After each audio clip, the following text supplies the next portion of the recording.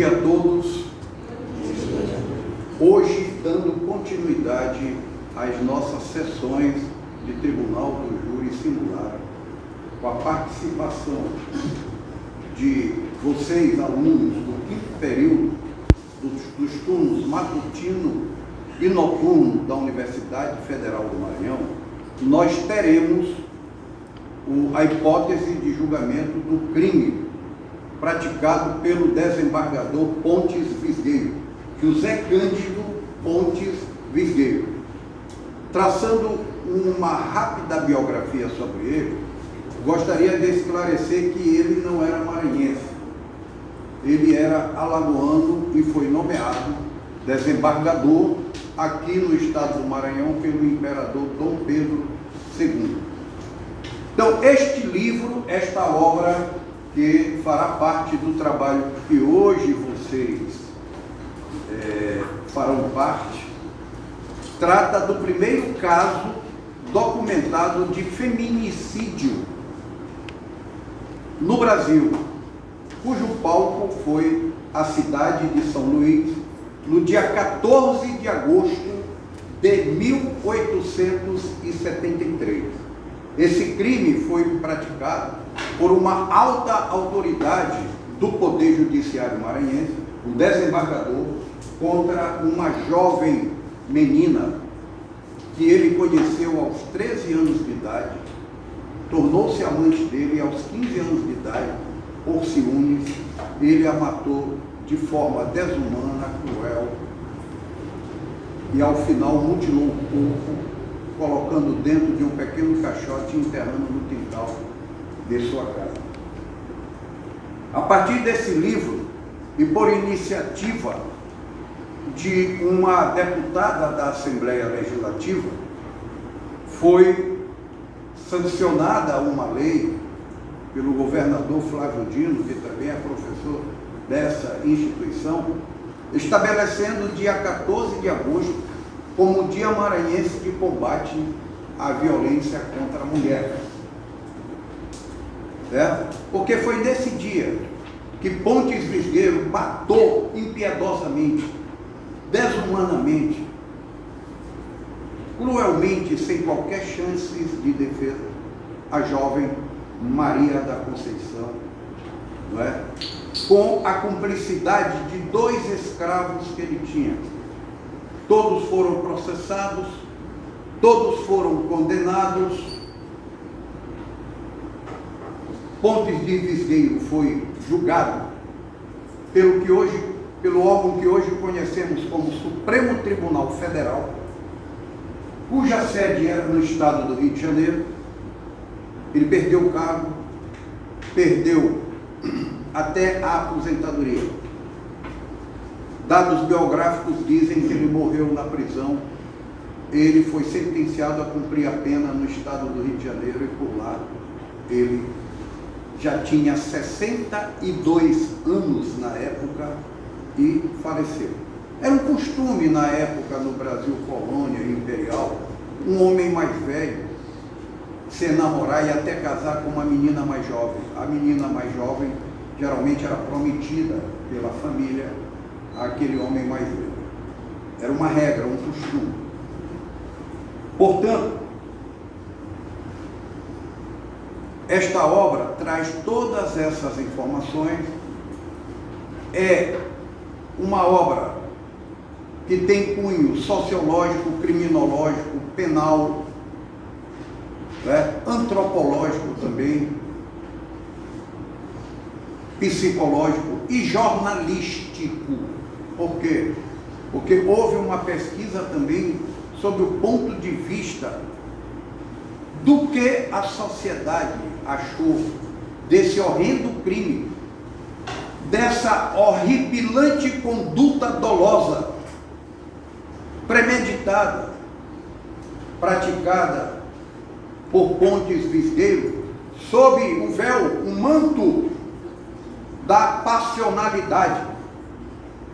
Pontes Visgueiro, sob o pretexto de que amava, estava apaixonado pela jovem Maria da Conceição, uma diferença de idade muito grande, não tolerava de forma alguma aquela conduta de Maria da Conceição, que é própria da juventude, uma pessoa cheia de vida, de alegria,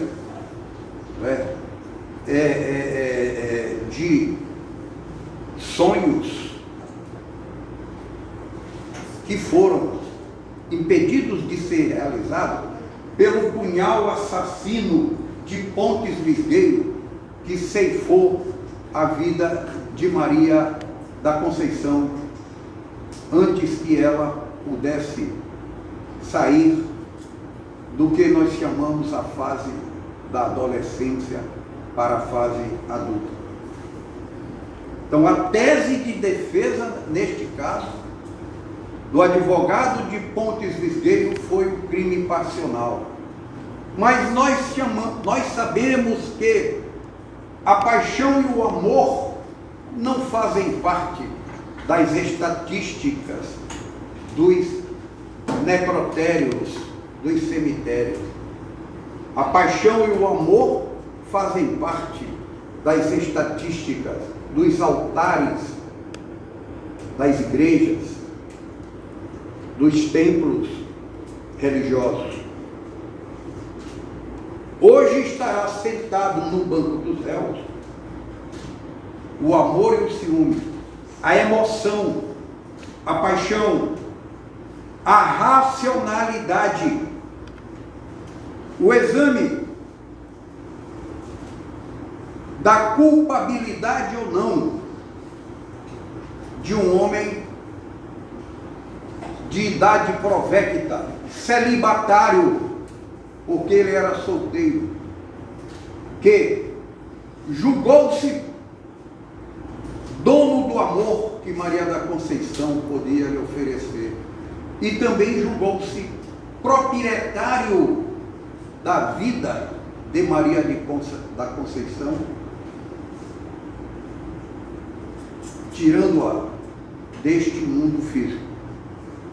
Este caso repercutiu bastante, não só aqui em nossa bucólica São Luís, da segunda metade do século XIX, como também em todo o país, e ainda hoje, ele revela, suscita interesses de todas as camadas sociais, principalmente da personagem, da figura da mulher, que precisa ser cada vez mais protegida, não só pela sociedade, não só pela lei, mas por todos nós. Cada um de nós somos responsáveis pela garantia dos direitos das mulheres, que em nosso país nunca mais possamos ter notícias de casos iguais a esse lamentável feminicídio que na época, pelo Código Criminal do Império, foi tratado como homicídio. Hoje, Pontes Lisgueiro responderia por homicídio, ocultação de cadáver, corrupção de menores e uma série de outras condutas dolosas. Tá? O certo é que eu desejo aos meus estimados alunos e alunas que hoje comparecem a este plenário do júri simulado do centenário curso de Direito da Universidade Federal do Maranhão, que nos orgulha, de onde eu fui aluno também e hoje sou professor. E nos orgulha também com a presença de pessoas que foram convidadas e que aqui compareceram para testemunharem o trabalho que nós estamos fazendo em prol dos filhos, dos namorados, dos amigos, etc. Eu desejo aos meus alunos e alunas sucesso neste trabalho de hoje. E aqueles que não irão participar desta equipe de trabalho, mas que vieram prestigiar, que saiam daqui alegres, felizes, embevecidos com este trabalho. Desejo boa sorte à acusação representada pelo Ministério Público. Desejo boa sorte à defesa, exercendo a plenitude que está consagrada no artigo 5º, inciso 38 da Constituição Federal. E exijo também, e estimo que os jurados que daqui a pouco estarão presentes exerçam com independência, com harmonia e com convicção íntima aquilo que nós chamamos soberania dos veredictos, porque é a sociedade que vai decidir este caso, baseado no fato de que todo o poder emana do povo. Muito obrigado e aguardemos o resultado do julgamento deste belo trabalho que eu tenho certeza que os alunos apresentarão. Queria também felicitar a assistente da acusação na sua atuação, o aluno que presidirá o júri na condição de juiz, os auxiliares, oficial de justiça, escrivão, e todos aqueles que irão contribuir para este trabalho. Vamos agora nos regozijarmos com a apresentação dos alunos e devolvo a palavra ao presidente do júri para instalar a sessão. Muito obrigado. Muito obrigado, professor.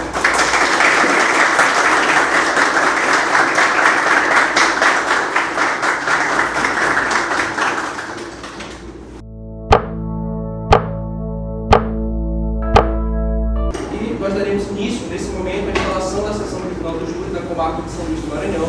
Eu gostaria de iniciar a conferência das setas. Eu peço ao oficial de justiça, por gentileza, faça a leitura do jurado.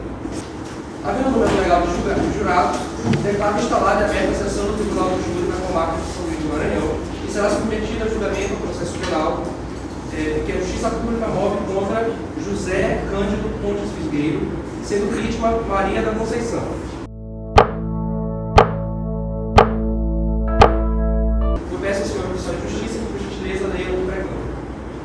Sessão do júri, dia 14 de 12 de 2022, com início às 9 horas, será submetida a julgamento, nesta data, os autos do processo crime número 00-010-08-24-2022-401-3902, que lhe move à Justiça Pública o acusado José Cândido Pontes Fisgueiro, pela prática aos delitos previstos nos artigos 121 caput, na sua forma qualificada, cuja previsão encontra-se no parágrafo 2º, incisos 2º, 3º, 4º e 6º, cumulado com o artigo 211 caput e artigo 218b, parágrafo 2º, inciso 1º, todos do Código Penal, tendo como vítima Maria da Conceição.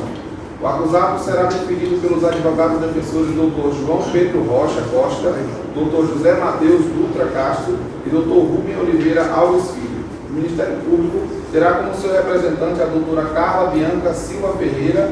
A assistência da acusação está representada pela doutora Lana Vitória Cordeiro Silva. Este julgamento será presidido pelo excelentíssimo senhor doutor Tarcísio Carvalho de Medeiros, juiz de direito e presidente do Tribunal do Júri. Testemunhas arroladas pela acusação: Antônio Feliciano Perales Falcão, Tereza de Jesus Lacerda e Guilhermino de Souza Borges. Testemunhas arroladas pela defesa: Ana Gabriela Oliveira, Lara Michele Silva de Moraes e Israel Costa da Silva Salles. O acusado está presente. Feita a leitura do pregão, agora eu peço ao escrivão que faça o relatório do caso. Bom dia, senhores e senhoras aqui presentes. Esse é o processo de número 00011008, dígito 24, com tramitação na primeira vara do Tribunal do Júri da comarca de São Luís do Maranhão. O réu, José Cândido de Pontes Fisgueiro, desembargador da Relação do Maranhão, é acusado de ter cometido no dia 14 de agosto de 2022 o crime de feminicídio, em concurso com ocultação de cadáver, e exploração sexual contra Maria da Conceição, tendo a vítima 15 anos na data do fato. A tipificação criminal em questão reside no artigo 121, parágrafo 2º, inciso 2º, 3º, 4º e 6º, artigo 211 e artigo 218b, parágrafo 2º, inciso 1º do Código Penal. É o relatório.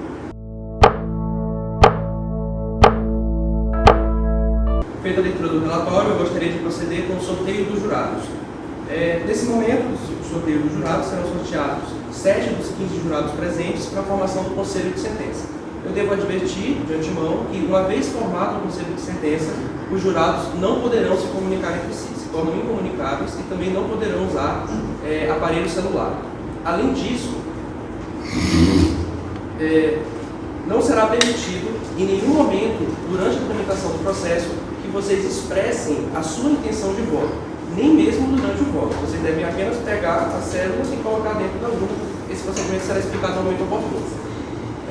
Feitas as considerações, eu procederei nesse momento, como eu já disse, o sorteio dos 7 jurados, mas antes eu devo advertir-vos também que não poderão servir no mesmo conselho, entre os 7 sorteados, marido e mulher ou companheiro e companheira, ascendente e descendente, pai, avô, filho ou neto, sogro e sogra com genro ou nora, irmãos, cunhados durante o cunhadinho, tio com sobrinho, padrasto ou madrasta com enteado, parentes próximos ao juiz, do promotor, do advogado de defesa, do assistente da acusação, do réu ou da vítima, quem tiver sido testemunha ou exercido qualquer função do processo, quem já tiver manifestado disposição para condenar ou absolver o réu, quem for amigo íntimo ou inimigo capital do réu ou da vítima, quem tiver alguma demanda com o réu ou com a vítima, quem for credor ou devedor, tutor ou curador do réu ou da vítima, quem tenha tomado parte do jurado de julgamento anterior deste processo, se for o caso, e advirto ainda os senhores jurados que não poderão comunicar entre si, já falei isso, e as demais condições que eu já mencionei. Então, nesse momento, vamos proceder com o sorteio.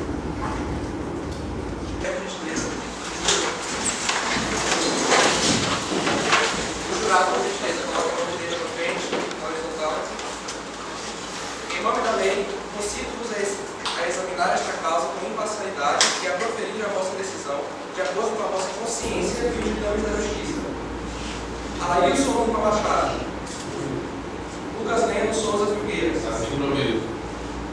Deise Fonseca Pinto, Carlos Daniel da Rocha Santos, Frank Leonardo Gomes Pereira Júnior, Emerson Vasconcelos Silva Bela, Leonardo Marques Pereira. Pode ser sentado.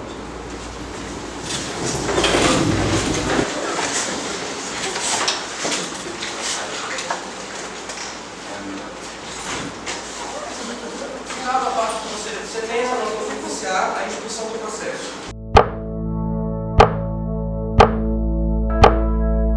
Nós iremos começar com a oitiva das testemunhas. A acusação. Tem alguma testemunha? Por gentileza, eu peço ao oficial de justiça que chame a testemunha. Senhor Antônio Feliciano Perales Falcão.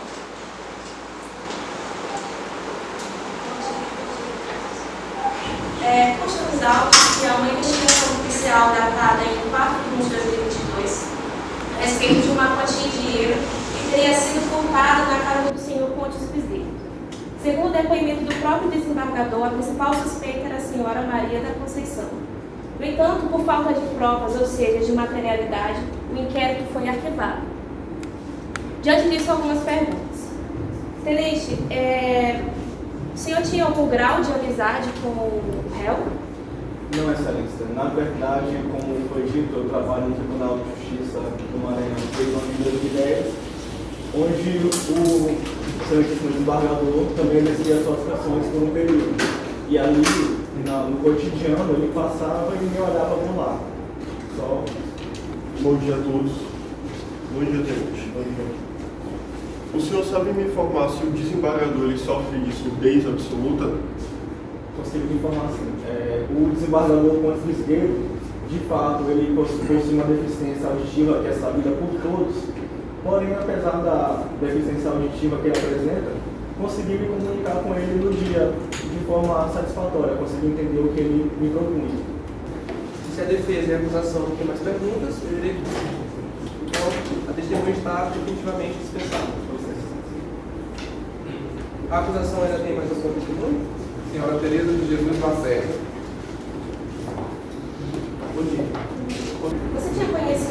das investidas de Pontes Viseira Maria da Conceição? Sim, a gente era amigas e ela sempre falava que ele amava ela. O desembargador chegou a perguntar para você, dizer para você por que ele queria que você fosse embora? Ou não? Não chegou a... Ele falou que eles iam reconciliar com ela. A Mariquinha, ela estava, como eu falei antes, ela estava receosa também porque ele era muito ciumento com ela. E nessa época ele se estava aumentando cada vez mais. A defesa tem algum questionamento, gostaria de criar uma modificação, então a testemunha está definitivamente dispensável. Bom dia. O senhor disse que trabalhava com desembargador. Então era do seu conhecimento os problemas dele de surdez e deficiência por conta do Alzheimer. Em nenhum momento, quando ele procurou o senhor de manhã e horas depois procurou novamente, o senhor pensou em relatar para alguém, procurar uma ajuda, impedir o desembargador? Não, porque ele era meu patrão, em relação a isso, continuava.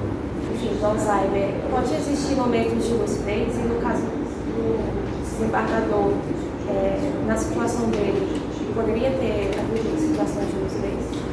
Nesse momento está intermediário. Tá. Existe a possibilidade de uma pessoa com Alzheimer poder elaborar estratégias, premeditar alguma coisa?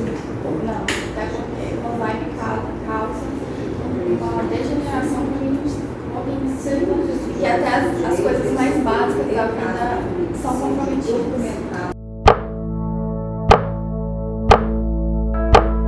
Nós vamos da oitiva das testemunhas, nós vamos começar com o interrogatório do réu. Eu peço por gentileza que o policial militar traga o réu ao centro da detenção. O senhor conhece Maria da Conceição?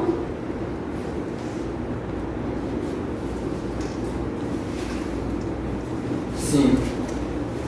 Bem, o senhor mandou Guilhermino, que era seu caseiro, surrar Maria da Conceição porque ela lhe cometeu desaforos. Eu gostaria de saber que desaforos foram esses que lhe deixaram tão furioso a ponto de querer surrar Maria da Conceição. O réu permanece calado, o direito que ele tem como defesa. A defesa gostaria de querer?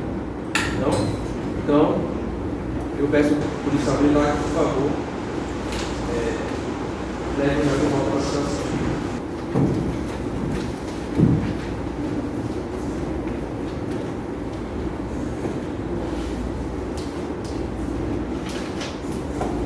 Findado o interrogatório do réu, pode sentar o policial militar, nós vamos iniciar os debates.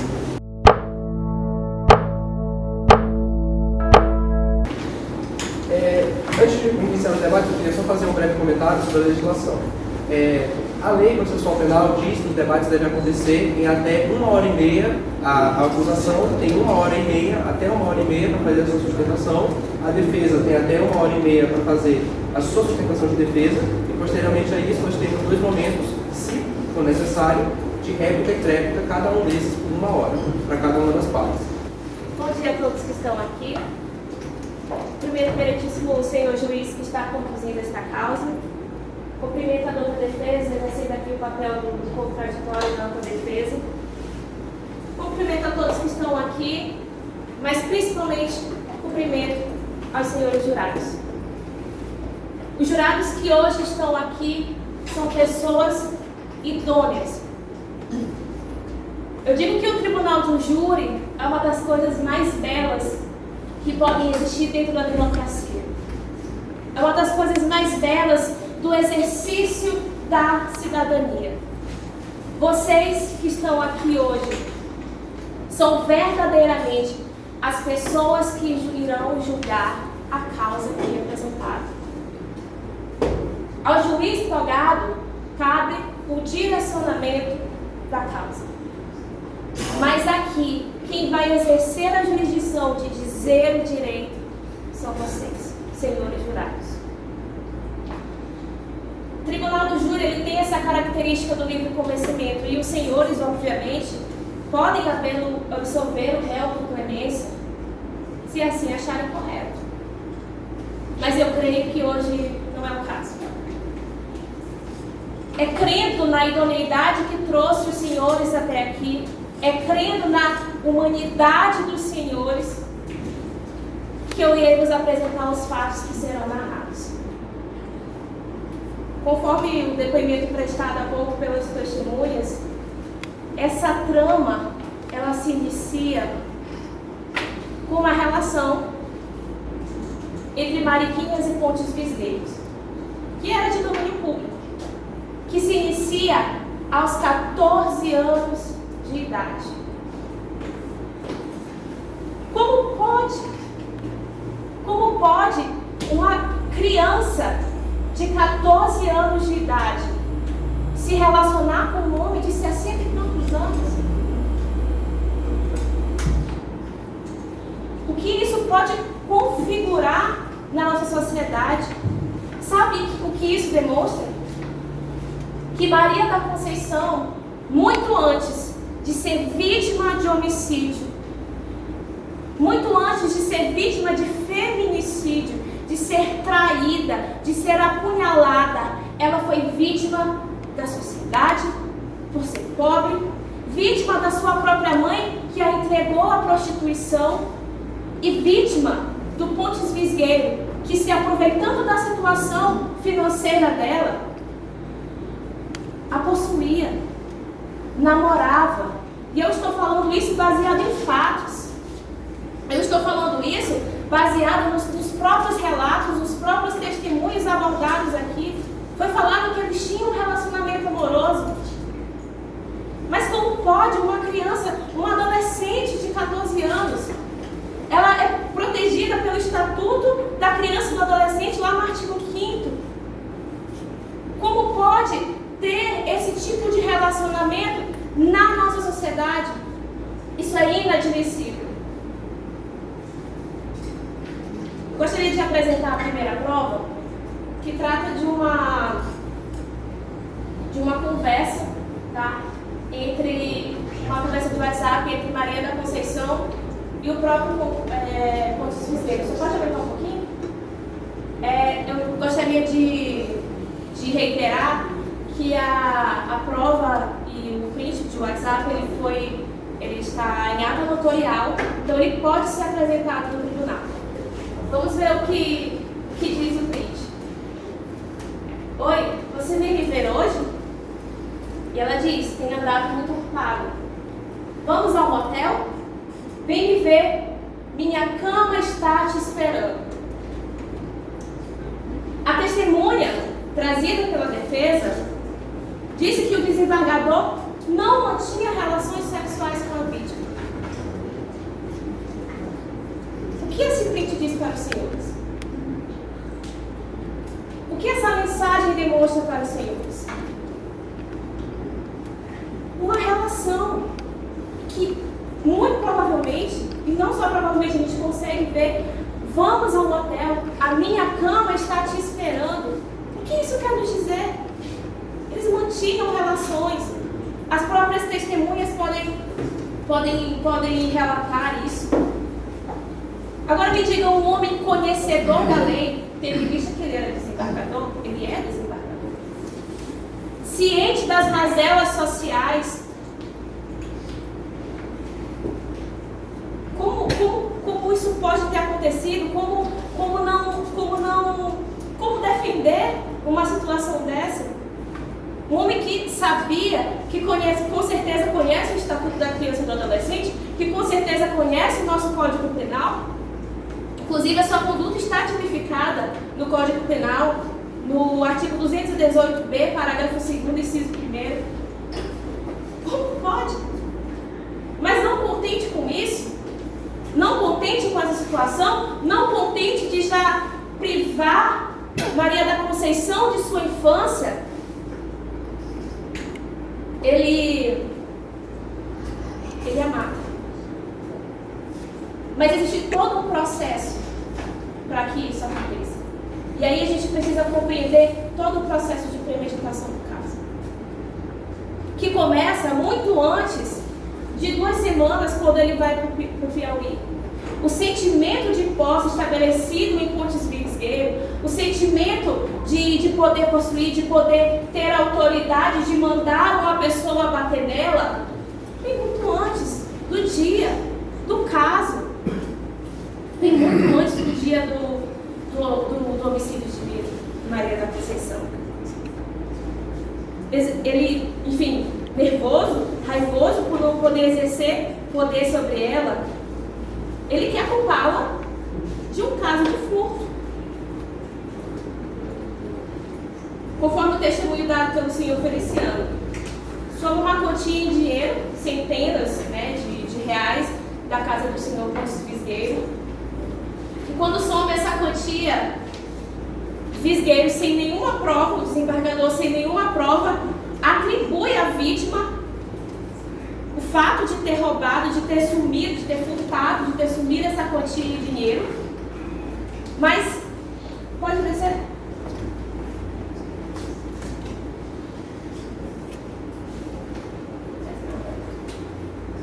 Mas o fato que nós temos aqui é que o inquérito foi arquivado.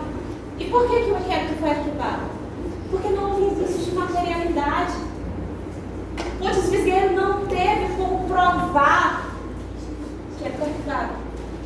Pontes Fisgueiro não teve como provar que Maria da Conceição fez isso.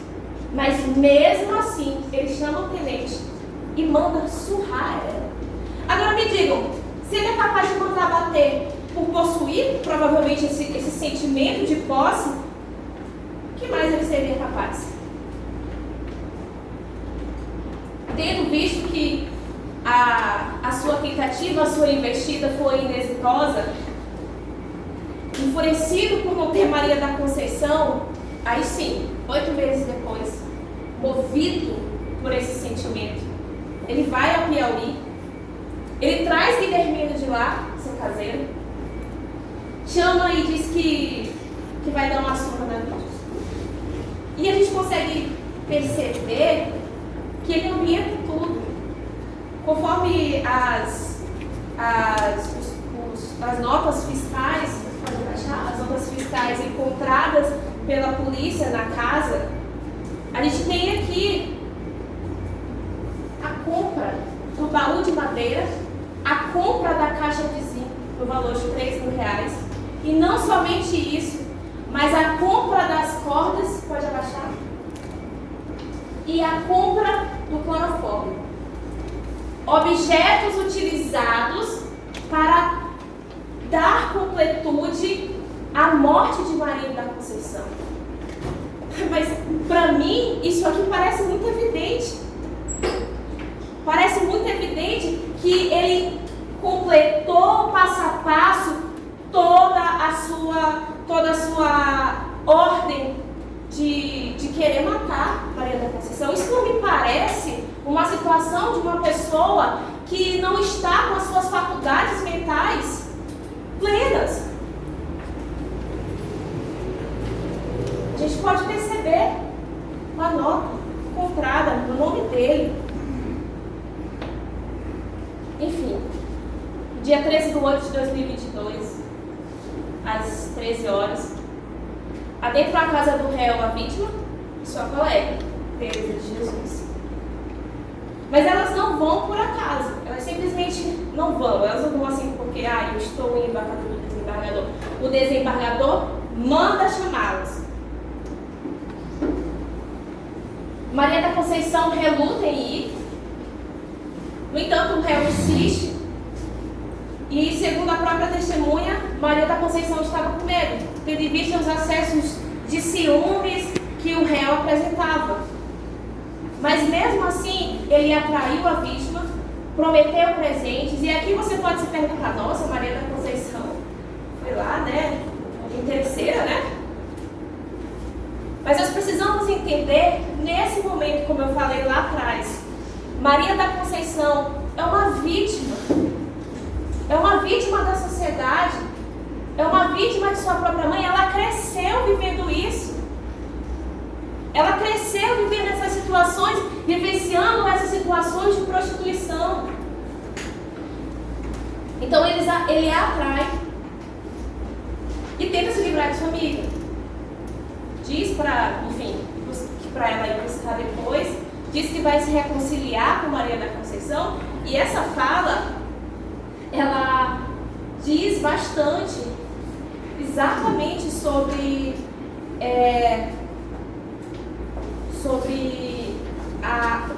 como a forma traiçoeira do caso se deu, como foi traiçoeira, como ela confiava, de certo modo, na situação.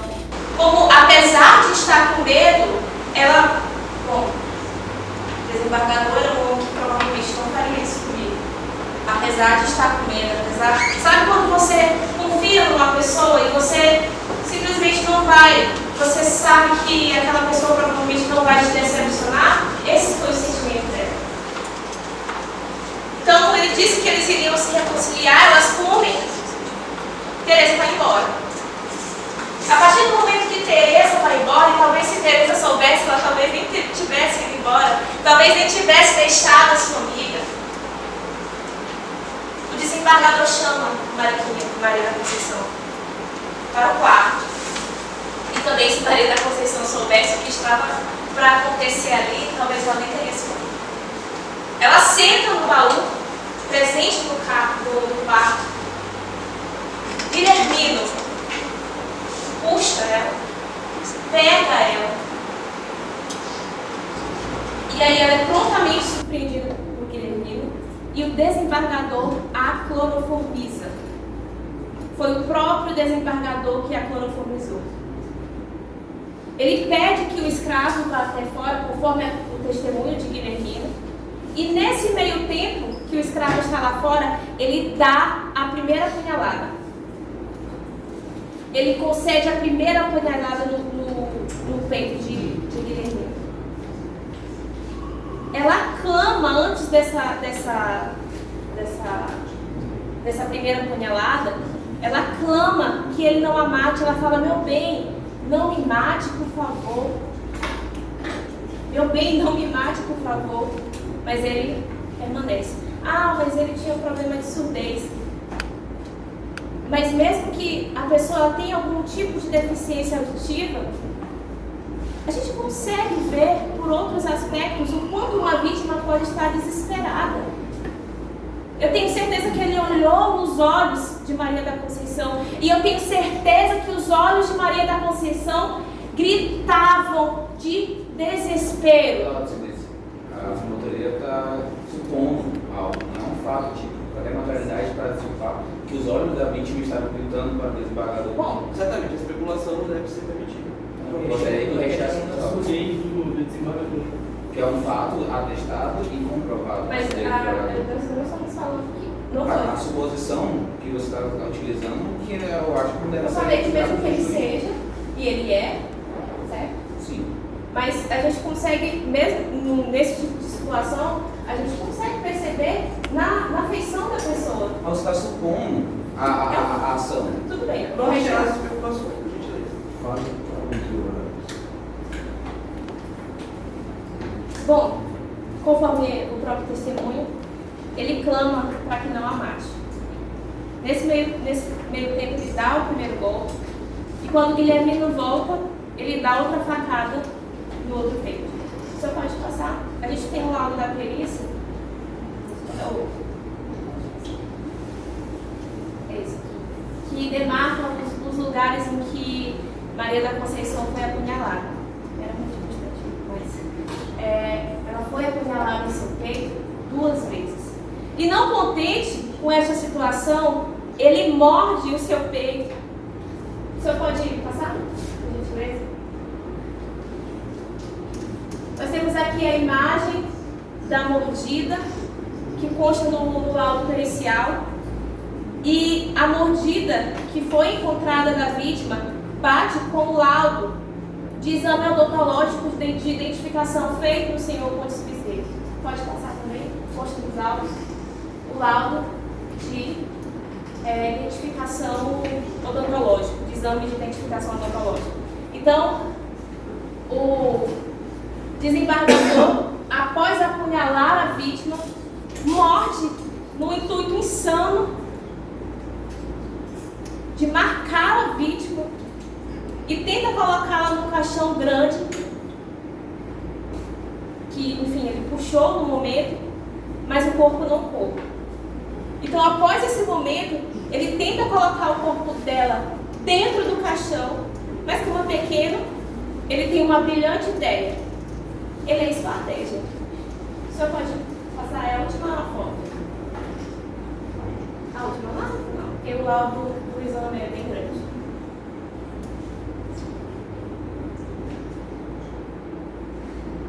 Lá no final, ótimo. Aos sensíveis, ele é estratégia. Ele corta o seu corpo, ele pesquisava em casa. Não sei se vocês estão conseguindo, os senhores estão conseguindo ver, dá pra ver? Ele corta o seu corpo, ele corta a sua perna e coloca, ele debola o seu pescoço e a coloca dentro do baú. E aí, para a gente ter uma noção de como o crime foi tão premeditado, o desembargador chama uma outra pessoa, que era o senhor Amâncio José, para aperfeiçoar a solda que o próprio desembargador havia feito naquele momento que até a própria testemunha falou que ele foi comprar aço e tal para fazer a solda. A gente tem também o print em ata notorial, tá? Mas esse da conversa do desembargador chamando Amâncio José. Pode aumentar um pouquinho. Vejam a tranquilidade como Pontes Visgueiro chama o seu amigo. Boa noite, meu amigo, como está? Um pouco ocupado, mas muito bem, graças a Deus. Estou precisando de uma ajuda para soldar um objeto aqui em minha casa. Poderia me ajudar? Pode descer. Claro, meu amigo, sempre. Já passo por aí. Vou terminar de ajudar minha esposa aqui e passo por aí. No dia 16 ele manda: Visgueiros, que loucura foi essa?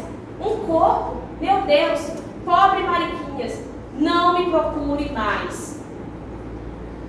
Vocês conseguem perceber como essa conversa é problemática e como essa conversa ela demonstra fatos, aplicações inerentes à situação que nós estamos narrando aqui, a própria culpabilidade do réu. Amâncio, então, cumpre de fato, ele faz, ele ajuda Pontes Visgueiro, ele abre junto com o Guilhermino uma cova e ocultam o cadáver da vítima. No dia 17 de 8 de 2022, a polícia chega e, ao sentir o odor vindo da casa, já entende o que houve com Maria da Conceição, que estava sendo procurada pela sua mãe e pelas suas amigas. Eu realmente gostaria que os senhores levassem em consideração todas as questões aqui elencadas. Se foi um surto, como pode ter sido tão milimetricamente planejado? Nós não devemos levar só uma questão em consideração. Nós vimos um conjunto de provas que demonstram a premeditação e o planejamento de todo o crime. É muito fácil a gente tentar se deixar enganar, porque quantas vezes nós nos enganamos com pessoas e quando percebemos a gente se decepciona. Infelizmente, a vítima Maria da Conceição, ela não pôde sequer se dar ao luxo de se decepcionar, porque ela já estava morta quando poderia fazer. Diante disso, é importante se perguntar: um homem honrado faria o que o réu fez com esta adolescente? Diante disso, o Ministério Público pede a condenação do réu por 30 anos de prisão por homicídio, conforme o artigo 121, com 4 qualificadores: feminicídio, impossibilidade de defesa, meio cruel, motivo fútil. 10 anos de prisão por exploração sexual com a qualificadora de favorecimento da prostituição ou de outra forma de exploração da criança, conforme o artigo 218b, parágrafo 2º, inciso 1º. Quem pratica condição carnal ou outro ato libidinoso com alguém menor de 18 anos e maior de 14 anos, na situação descrita no caput deste artigo. E 3 anos de prisão por ocultação de cadáver. Me que agradece. Bem, peço assim, por favor, sério para o... Ai, não é possível.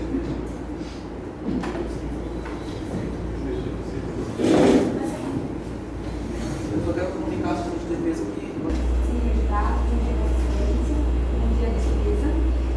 Eu não vou me alongar muito no assunto, porque a promotora lá atrás, mas eu aqui, como assistente de acusação, estou aqui para dar voz a quem não tem voz, a vítima, Maria da Conceição. Para começar, eu quero destacar que é muito comum que nós, enquanto cidadãos, nos deparemos com crimes absurdos que são cometidos por pessoas que convencionamos chamar de pessoas poderosas e que não vão dar em nada. Nós sabemos que não vai dar em nada. Porque como o ministro do STF, o excelentíssimo Luiz Roberto Barroso, disse, a justiça brasileira, sobretudo a justiça penal brasileira, é dura com os pobres e mansa com os ricos. Mas hoje os senhores têm a oportunidade de mostrar para a sociedade que as leis, elas são válidas para todos. E a inobservância delas, que pode levar ao cometimento de um crime, deve ser punido, independentemente de ter sido praticado por um operário ou por um desembargador. Eu quero começar para falar do caso, destacando aqui o que foi dito por duas testemunhas. Não importa que quem o Pontes Visgueiro pediu para surrar a Maria da Conceição. O que interessa aqui é que ele pediu para surrar ela. Por isso, a condenação do réu nos dias de hoje, ela vai dizer para a sociedade que o réu que insiste nesse comportamento misógino, ele não terá a sua impunidade concedida, porque nós, enquanto sociedade, não vamos mais permitir que isso aconteça. Por fim, né, eu quero destacar também que, em relação à prova de autoria, não existe nenhuma dúvida, porque o réu confesso, ele matou Maria da Conceição, só que o que chama a atenção é até o depoimento da Tereza, que ele dizia que a amava. Será que isso é amor? Esse senhor ali, independentemente de ele ter cometido um crime em um momento de surto passional, ele não deve ser absolvido. Porque ele não é diferente daquela pessoa que mata para roubar a bolsa de qualquer pessoa na rua. Se aquele que mata para roubar a bolsa, para roubar o pertence, ele tem que ser condenado, aquele senhor que matou por um surto passional, ele também deve ser condenado. E para finalizar, só queria destacar que, além de toda essa atrocidade, aquele senhor, ele simplesmente ocultou o cadáver e impediu a família de velar o corpo de Mariquinha, impediu, como eu posso dizer, aqueles que verdadeiramente amavam, de se despedir dela por uma última vez. Agora eu abro espaço para a sustentação oral da defesa. Você seria para fazer a sua sustentação oral. Bom dia aos réus, bom dia ao corpo de júri, bom dia a todos aqui presentes.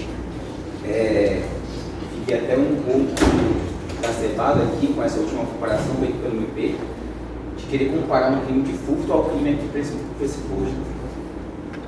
É fácil agora tirar aqui, quer ou não, e pintar de uma maneira exacerbada o caráter de um homem por uma ação.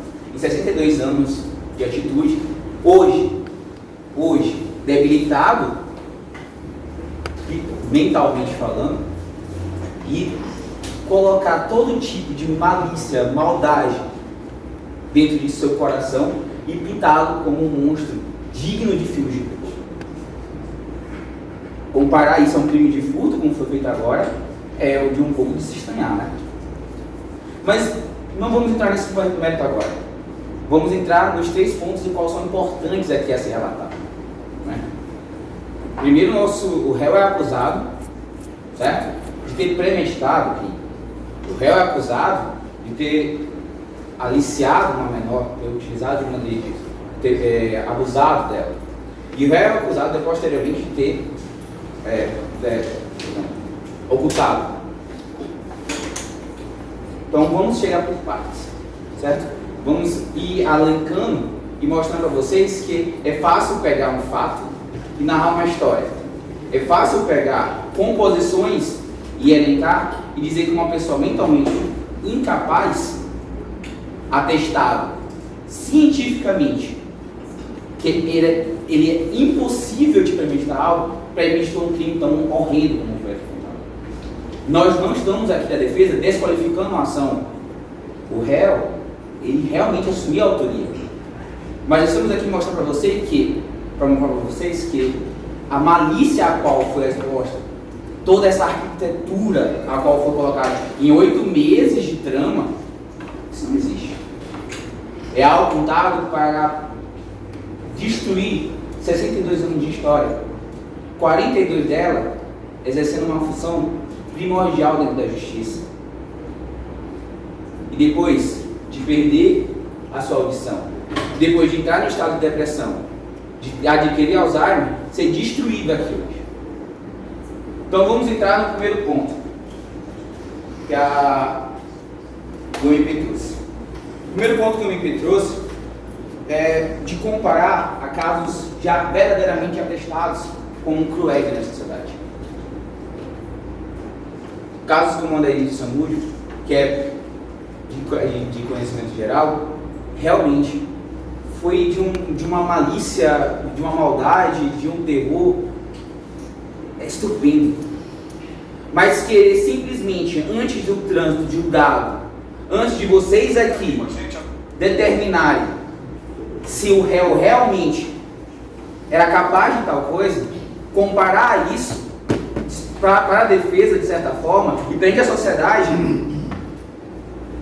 não é de ser bem quisto, bem visto, porque querendo ou não, você está comparando algo que já foi aqui decidido a algo que vai ser decidido.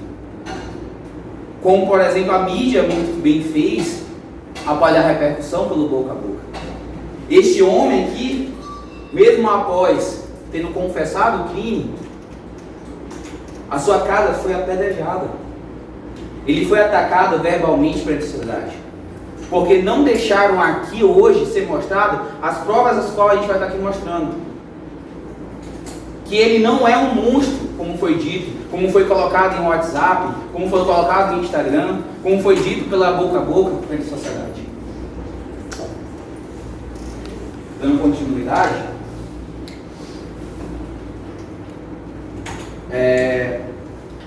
primeiramente vamos tentar caracterizar, e isso para mim é uma coisa até um pouco forte, mas aonde foi aqui atestado que havia a condução carnal entre a dona Maria da Conceição e o senhor Pontes Vigueiro? Aonde foi constatado? A mensagem a qual tinha, que foi exposta pelo MP, apenas via um homem pedindo que eles iam para um local isolado, sim, isolado, mas em um momento ele fala que eu quero me relacionar com você. Não existe a frase em nenhum momento, não existe nenhum tipo, e não existe uma testemunha aqui que atestou que existia uma condução carnal. É apenas meramente subjetivo. Não existiu prova materialidade da sua condição carnal. Existiu o boato, lógico, existiu o boato que sua mãe a colocava em uma vida promíscua. Mas aonde aqui foi comprovado, para vocês por prova, materialidade, que ele havia uma condição carnal entre os dois. Um homem entregar presentes, um homem agora dar doces a uma outra pessoa, é sim agora ter condição carnal? O homem chamar agora uma pessoa para o seu quarto é uma condição carnal? Os senhores aqui, a senhorita também, nunca chamou alguém para conversar dentro do seu quarto, para desabafar, para mostrar seus sentimentos? O homem de 62 anos, atestado, gostaria de que o promotor de justiça entregasse a vocês, se você pudesse fazer isso, dessa pista, vem aqui a declaração da médica psiquiatra, onde atesta todos os casos, todos os problemas mentais aqui citados por ela, e mostra que a depressão em si não validaria, ou, lógico, não simplesmente qualificaria que ele precisasse apenas de uma relação carnal com Mariquinha. Quem sabe Mariquinha não era um de equilíbrio dele frente à sociedade? Quem sabe não era ela que resgatava ele dessa profunda depressão? Eu peço que os senhores entendam que é muito fácil agora a gente pegar e trazer essa maldade toda, mas sem relevantes fatos, sem prova concreta. Como eu posso imputar isso a ele?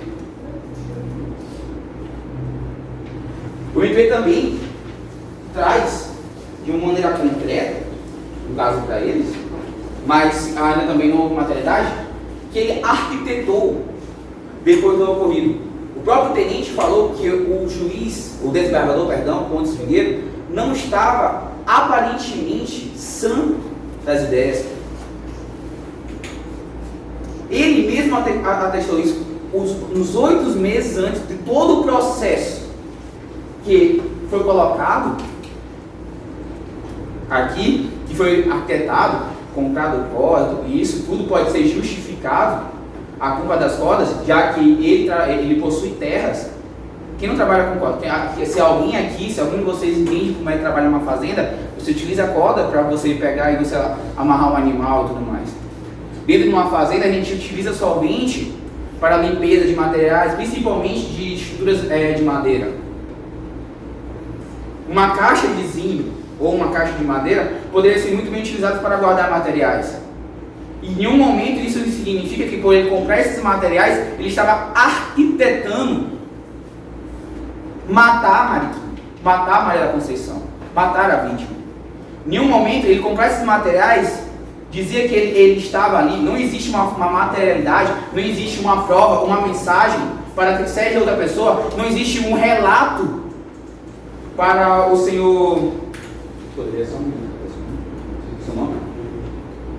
Seu Guilhermino, que ele estava comprando essas coisas para agir daquela forma. A materialidade para comprovar toda essa arquitetura não existe. Não foi mostrado aqui para vocês. Foi mostrado para vocês o quê? Que um homem comprou coisas que foram utilizadas, e em um momento ele não disse que ele não utilizou, em um momento ele disse que ele não cometeu crime. Em um momento ele não disse isso, mas em um momento ele assumiu a prestação. As coisas estavam na sua casa. E através de um surto, um lapso mental, onde ali a selvageria humana se aflorou de uma tal forma a qual ele não pôde controlar,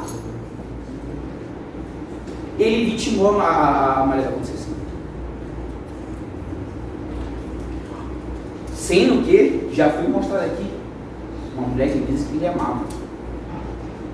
Uma pessoa com depressão, que buscava nela, querendo ou não, conforto.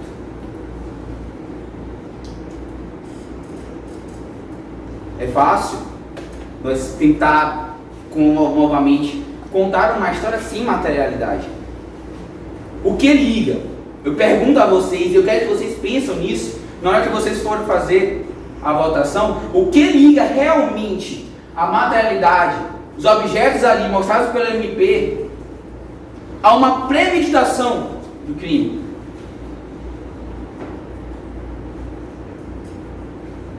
O que realmente vincula esses fatos? Vou mostrar uma mensagem com o senhor Uri. Parece até que mostra novamente. Essa mensagem é bem mesmo. Pode até aproximar. Peço que vocês lembrem que foi atestado que ele possui Alzheimer. Olha, a promotora disse que existe uma malícia. Agora vamos olhar com uma outra óptica. Vamos olhar com uma óptica de uma pessoa que não lembra do que fez no momento. Vamos olhar com uma óptica de uma pessoa que estava ali apenas tentando resolver um problema que estava no seu cotidiano, mas que não lembrava e nem se tocava do que tinha acontecido. Boa noite, meu amigo. Como estás?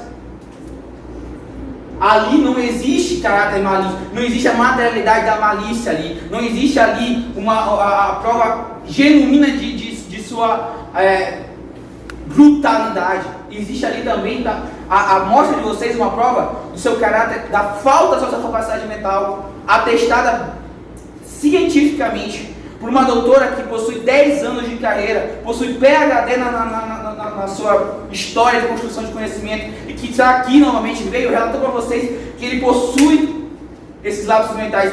Por que ele não pode simplesmente ali estar faltando com a memória?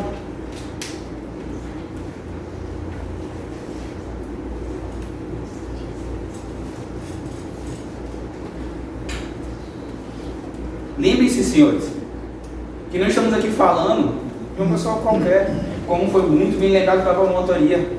É uma pessoa que entendia sim de justiça, entendia sim de direito, mas que devido a uma causalidade do mundo, via definhar, primeiramente pela sua audição, aos 42 anos de idade, veio perdendo a sua audição. Uma pessoa que estuda por 42 anos, perde sua audição aos 42 anos de idade de maneira total. Vocês acham que isso não afetaria qualquer um de vocês? Entra no estado de depressão, atestado a questão do Alzheimer. Você acha que isso não afetaria nenhum de vocês? E por causa disso, agora, com toda essa materialidade que eu estou mostrando para vocês, da incapacidade dele, do problema psicológico, psiquiátrico dele, vocês acreditam que um homem desse é capaz realmente de, por 8 meses, premeditar um crime, construir todo um elencado de ideias e no fim executar de maneira direta, sem nenhum tipo de erro, uma barbaridade? Eu falo para vocês que o que aconteceu aqui com Mariquinha, sim, foi algo horrível. O que aconteceu com aquelas mulheres que foram colocadas foi algo horrível, mas foi algo ocorrido devido a um lapso mental que trouxe aquele homem ali, debilitado, a selvageria à tona. E que ele sim entende a sua culpa e assumiu o caso, mas em nenhum momento ele utilizou-se da sexualidade com Mariquinha. Em nenhum momento, aqui atestado não existe. E não existe também aqui atestado em nenhum momento que existe a malícia daquele homem. A premeditação.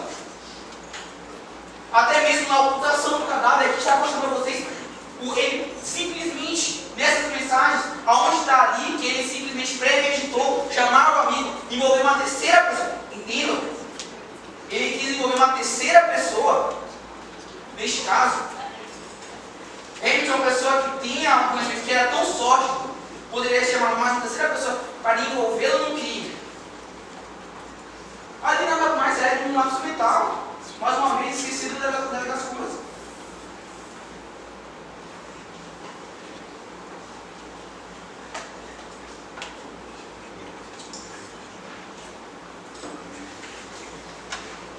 Então, peço só para alencar esse ponto que é interessante, traga novamente a nota fiscal, por favor, sobre os contratos.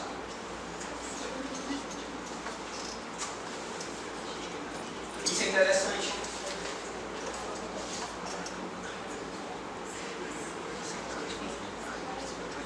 Código de protocolo. Ele conta. O cara que possui terras, o cara que possui, novamente falando, não existe materialidade, não existe uma ligação direta desses produtos com a objetividade de assassinar a vítima, de uma premeditação, aonde isso realmente é algo. Eu posso contar para vocês aqui realmente o que aconteceu de fato, de uma maneira bem mais objetiva. Este homem ali sentado, debilitado, ele simplesmente procurava em Mariquinha um conforto. Buscava em Mariquinha uma pessoa que ele dizia que amava, uma fuga de sua própria consciência cultuada. E que devido a uma ocasião, a um lapso mental ali no dia ocorrido, perdeu-se o seu equilíbrio, perdeu-se, deixou sair apenas a violência estribada e a de certa forma brutal, e isso a defesa não nega, e ele mesmo não nega, se for a vida de Mariquinha. Violência tão grande como a promotoria falou, e isso é verdade, mordeu até mesmo no seio dela. Mas se hoje formos aqui testar, ele talvez não lembre nem dos detalhes. Apenas está ali mostrando para vocês que ele se arrepende, que assume a materialidade. Assume ali que ele cometeu. Mas em nenhum momento ele agiu de índole tão perversa para premeditar isso, para abusar de Maria. E por fim, para ocultar fatos que ocorreram, o crime e a ocultação, sim, ocorreram devido a seu lapso mental. Mas aqui hoje, qual testemunha provou para vocês aqui, qual prova material provou para vocês aqui que houve conjunção carnal?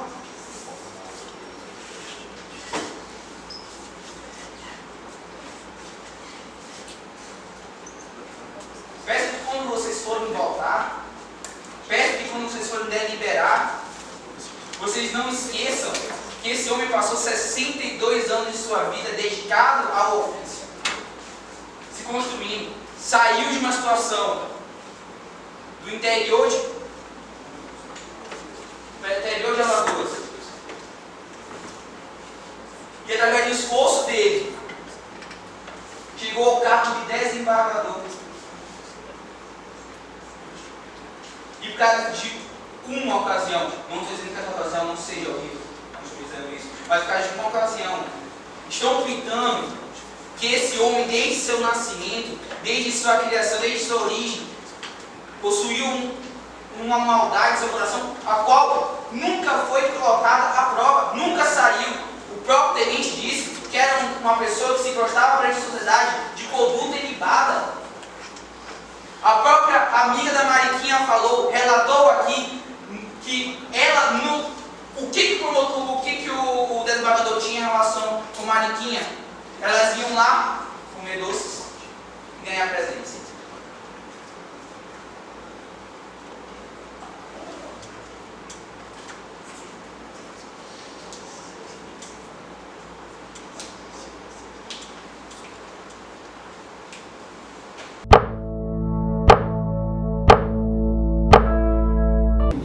Nós iremos proceder agora com a leitura dos quesitos. José Cândido Pontes Vigueiros apunhalou Maria da Conceição até a morte.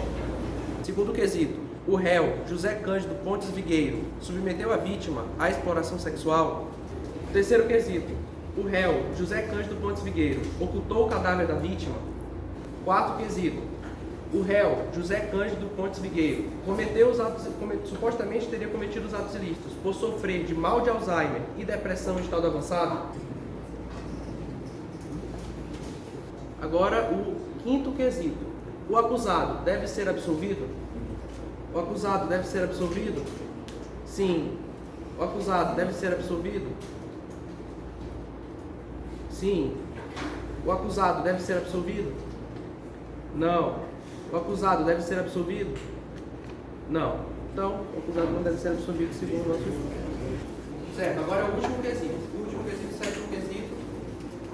O réu teria cometido os atos ilícitos por meio cruel.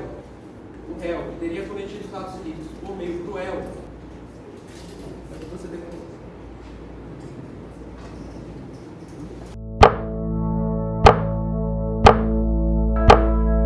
Processo número 0001024/2002.4.013902. Autor, Ministério Público Estadual, acusado, José Cândido Pontes Vigueiro. Sentença. Vistos, relatório já realizado juntado aos autos. Considerado que o egrégio Conselho de Sentença, por maioria dos votos mais de 3, ao responder os quesitos 1, 3, 5 e 7, reconheceu que por volta das 15 horas, na rua São João, número 124, Centro Histórico da cidade de São Luís do Maranhão, dessa cidade e comarca, a vítima, Maria da Conceição, foi apunhalada até a morte pelo réu José Cândido Pontes Vigueiro, com quem foi constatado durante o júri que após matá-la enterrou o corpo em seu quintal. O mesmo Conselho de Sentença decidiu negativamente quanto aos outros quesitos restantes, responsabilizando o réu exclusivamente pelo crime de homicídio qualificado pela cláusula de feminicídio e ocultação de cadáver. Isto posto, a considerada a vontade soberana do Tribunal Popular do Júri, declara por sentença a procedência parcial da pretensão punitiva estatal para fim de condenar o réu, José Cândido Pontes Vigueiro, devidamente qualificado nos autos, como incurso na pena dos artigos 121, parágrafo 2º, inciso 6º, cumulado com o artigo 218-B do Código Penal Brasileiro. Perdão, 211. Passo a fazer a dosimetria da pena. Crime de homicídio. Quanto às circunstâncias judiciais, afirma-se. Culpabilidade. Verifico que o grau de probabilidade da conduta do acusado é elevado, aproximando-se daquele inerente ao próprio tipo penal, uma vez que foi o réu autor das apunhaladas que levaram Maria da Conceição, uma jovem de 15 anos, a uma morte prematura. Antecedentes. O réu não possui maus antecedentes. Conduta social. Pelo que afirmam as testemunhas e também pelo que indica a vida profissional pregressa como desembargador, sua conduta no âmbito social foi, durante grande parte de sua vida, exemplar. Personalidade. Não há exame criminológico nos autos que viabilize decifrá-lo. Motivos. Não justificam a sua conduta. Todavia, não serão considerados nessa etapa, haja visto o reconhecimento de agravantes. Circunstâncias. Do crime são desfavoráveis, já que foi praticado contra a mulher menor de idade e incapaz. Consequências. Especialmente gravosas em razão da repercussão nacional que o fato gerou, expondo o judiciário maranhense no cenário internacional, maculando a imagem da própria unidade da federação e das autoridades que aqui atuam. Analisando as circunstâncias judiciais, fixo-lhe a pena base em 15 anos de reclusão. Verifico que a incidência de duas circunstâncias agravantes, pois o réu dissimuladamente levou a vítima para sua casa sob o pretexto de querer presenteá-la, quando sua real intenção era matá-la. Tudo o que procurou com sua dissimulação foi atrair a jovem, diminuindo sua resistência, e por isso é pertinente disposto no artigo 65, inciso 2º, a linha E do Código Penal. Além disso, pode-se dizer que o réu matou a vítima tão somente pela negativa da vítima em perpetuar um relacionamento afetivo consigo. Desse modo, fixo a pena provisória em 21 anos de reclusão, levando em conta o aumento de 2/6 da pena base pelo concurso de agravantes. E amigo de outras circunstâncias agravantes, causa de diminuição ou aumento de pena, é transformado em pena definitiva. Crime de ocultação de cadáver, dosimetria.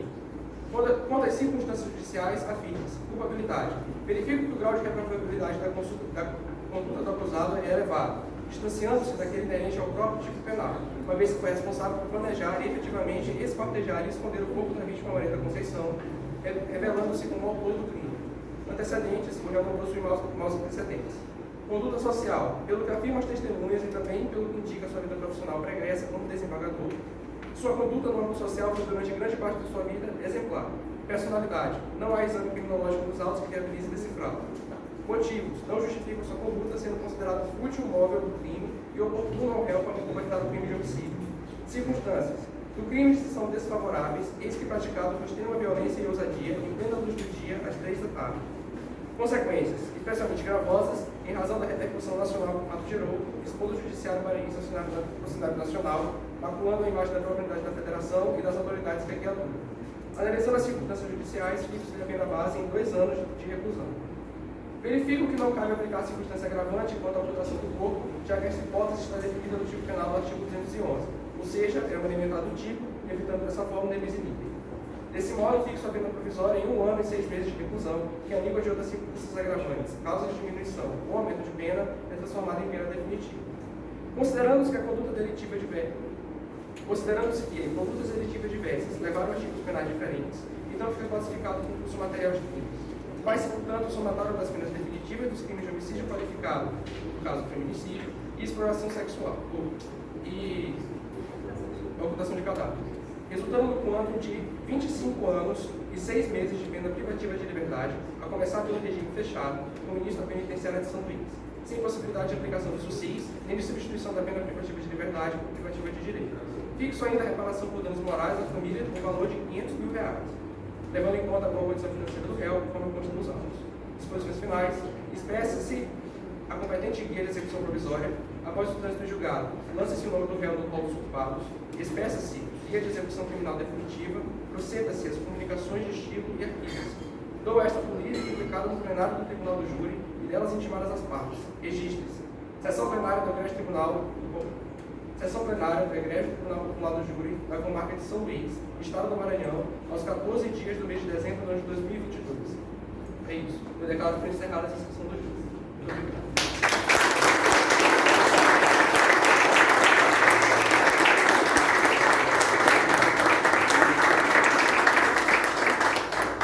Bom, chegamos a mais final de um caso importante que aconteceu aqui em São Luís do Maranhão, na segunda metade do século XIX, mas que repercutiu no Brasil todo e que há um interesse atual.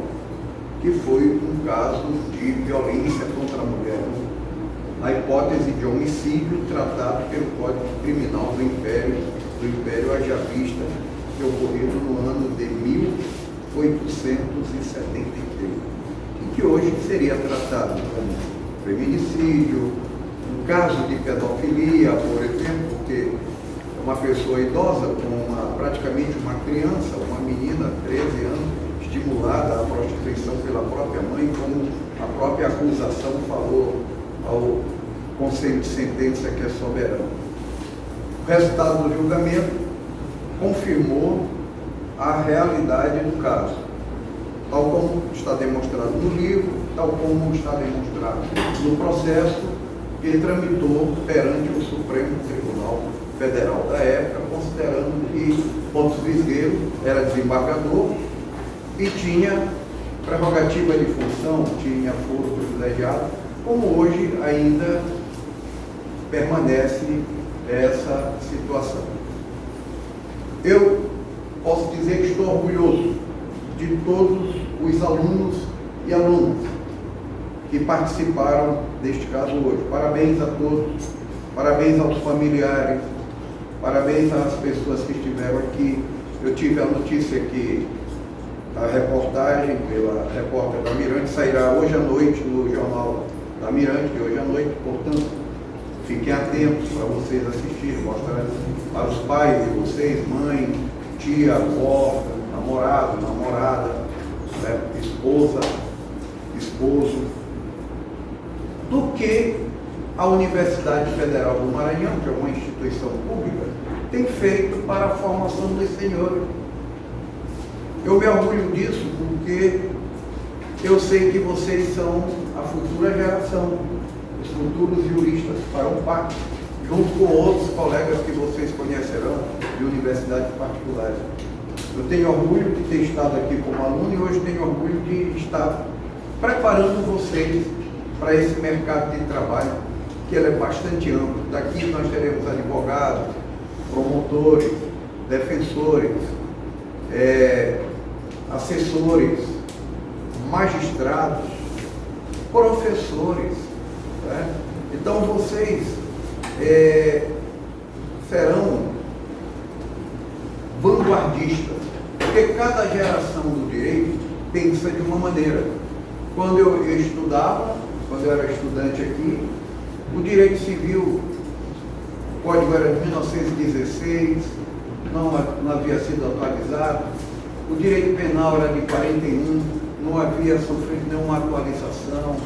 Então havia aquela mesmice, aquele direito engessado, numa camisa de força, né? Ali trancado dentro do código sem qualquer perspectiva de evolução. E hoje é exatamente as novas gerações que pensam aquele direito de uma maneira diferente, de uma maneira visionária. Por quê? Porque enquanto a sociedade, enquanto o direito é estático, a sociedade é dinâmica, ela evolui, ela exige que a legislação acompanhe o seu dinamismo, né? O seu progresso. E então, parabéns a todo o grupo, parabéns mesmo, do fundo do coração, né? E depois eu vou disponibilizar essas imagens para vocês mostrarem com calma aos familiares de vocês, porque nós temos que guardar essas coisas para a posteridade, não só para as gerações passantes, mas para as gerações futuras, e até para que vocês procurem exercitar a retórica, a oratória, a eloquência, a tribuna. Quando eu comecei a advogar, que eu tinha a idade de vocês, não havia isso aqui, celular, não havia máquina de fotografia, máquina de filmar, era coisa rara. Então, o que eu fazia?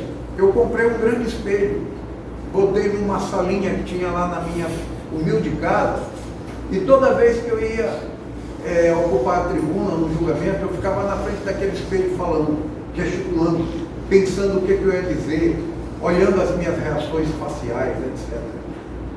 Hoje vocês podem fazer isso através de um celular, vocês poderão ver a atuação de vocês mesmos. Não, eu poderia ter melhorado aqui, ter melhorado lá. E vocês poderão ver isso várias vezes. Né? Eu ficava vendo a minha própria imagem no espelho, ficava me lembrando do que eu ia dizer. Né? De modo que tudo é um aprendizado, tudo é uma dialética, tudo é um estudo. E eu espero que a equipe, o grupo que for se apresentar amanhã, tenha a mesma desenvoltura, a mesma sorte, o mesmo dinamismo, o mesmo brilhantismo dos grupos que se apresentaram na segunda-feira e hoje. Tá?